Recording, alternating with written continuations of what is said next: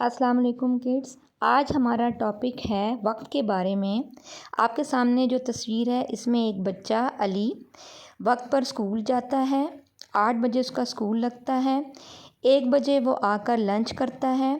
शाम को 6 बजे खेलता है और रात 10 बजे वो सो जाता है। वो सारे काम वक्त के मुताबिक करता है और वक्त देखने के लिए वो अपनी घड़ी का इस्तेमाल करता है।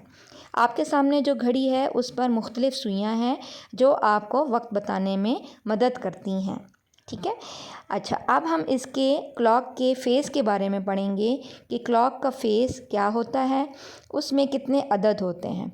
1 से लेकर 12 तक इसके आदाद होते हैं और उसमें कुछ छोटी बड़ी सुइयाँ होती हैं। ठीक है।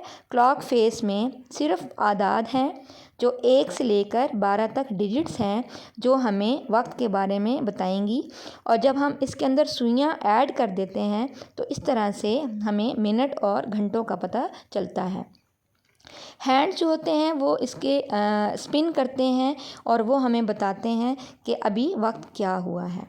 ये आम हैंड नहीं है बल्कि ये सुइयाँ हैं और ये घड़ी की सुइयाँ हैं। अच्छा, जो मिनट हैंड है वो लंबे हैंड है, लॉन्गर हैंड होते हैं जो कि हमें मिनट के बारे में बताते हैं।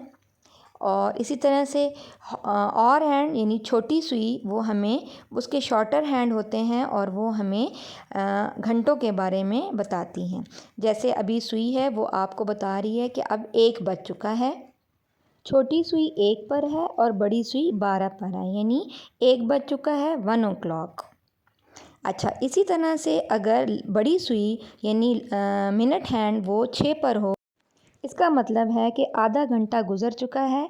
इसको हम इंग्लिश में कहते हैं हाफ़ पास्ट और उर्दू में कहते हैं साढ़े। ठीक है।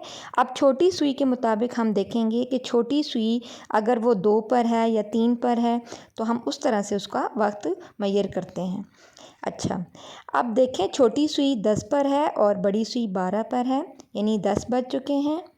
छोटी सुई 3 पर है और बड़ी सुई 12 पर, यानी 3 बज चुके हैं। इसी तरह से छोटी सुई 4 और 5 के दरमियान है और लंबी सुई बड़ी सुई 6 पर है। इसका मतलब है कि 4:30 हुए हैं, यानी हाफ़ पास्ट 4। अगर आपको मेरी वीडियो अच्छी लगी है तो इसे लाइक कीजिएगा और मेरे चैनल को सब्सक्राइब कीजिएगा। Thank you.